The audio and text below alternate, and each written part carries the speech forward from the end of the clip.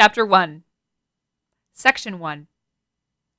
OSHA has called falls one of the fatal four.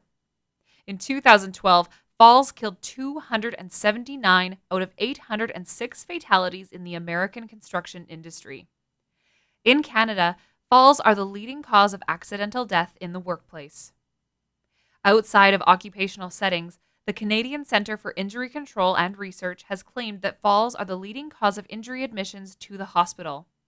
Simply put, falls at work and at home are the leading cause of injuries that harm and kill. Case studies. Case study 1.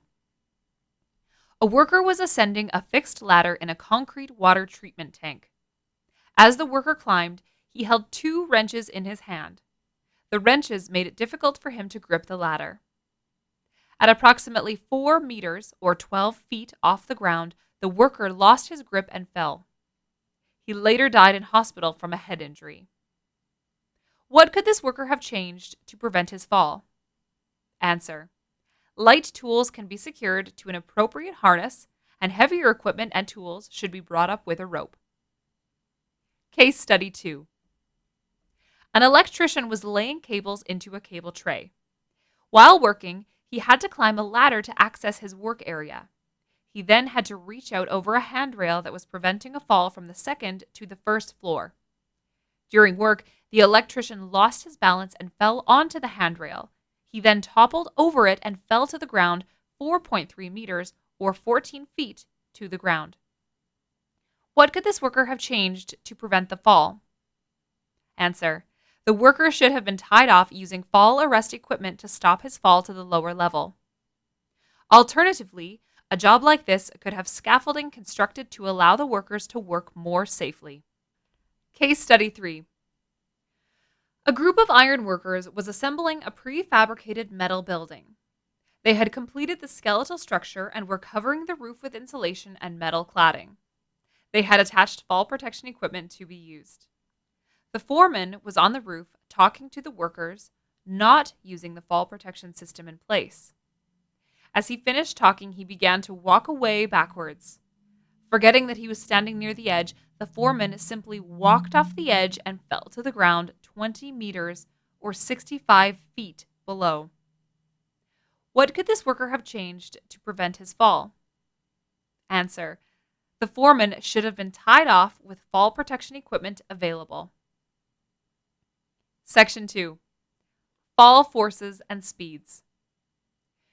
During our lives, we experience a variety of falls. We will slip, trip, and fall down in a variety of situations at work, play, and home. One concept we are intrinsically aware of is that the further you fall, the faster you go, and the more it is going to hurt when you stop. Additionally, we know that while what we land on is important for our fall to be safely stopped, a slow deceleration is equally important in reducing our stopping force or maximum arrest force. The maximum arrest force is the short duration stopping force. Almost everyone has taken a short 4-foot or 1.2 meter fall off of a diving board, easily generating enough force to cause serious injury or even die. What prevented the consequence of this fall is that while one was jumping off a diving board, they fell into the water, which slowly decelerated one's fall. Another fact we are all aware of is that falls can happen suddenly. Most people can imagine a time when they were walking across an icy surface and the next thing they knew, they were lying flat on their back. Watch this experiment we conducted that demonstrates a worker's ability to grab hold of a structure and stop them in the event of a fall. Gravity influences our body to quickly accelerate and generates enough force that our reflexes and strength are not able to react and stop the fall. The typical time reaction of a human is approximately 0.3 to half a second. In this amount of time, you will have already fallen about 1 meter or 3 feet. Review the chart of typical fall times and speeds. The lesson of this section is that we do not have quick enough reflexes to prevent ourselves from falling. We also saw that one's speed accelerates exponentially during a fall.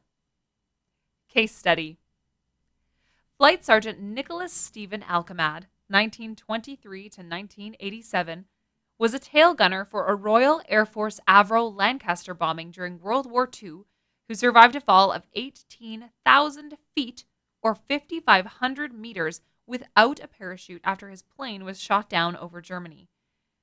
On March 24, 1944, the 21-year-old Alchemad was flying to the east of Schmallenberg, Germany. He was returning from a bomber raid on Berlin when his aircraft was attacked by a German fighter plane. Alchemad's plane caught fire and began to spiral out of control. Because his parachute was destroyed by the fire, Alchemad opted to jump from the aircraft without one, preferring his death to be quick. He fell 18,000 feet or 5,500 meters to the ground below. His fall was broken by pine trees and a soft snow cover on the ground. He was able to move his arms and legs and suffered only a sprained leg. The Lancaster crashed in flames and the other members of the crew did not survive. He was subsequently captured and interviewed by the Gestapo, who were initially suspicious of his claim to have fallen without a parachute until the wreckage of the aircraft was examined. He was then a celebrated prisoner of war before being repatriated in May 1945. Reportedly, the orderly Germans were so impressed that Alchemad had bailed out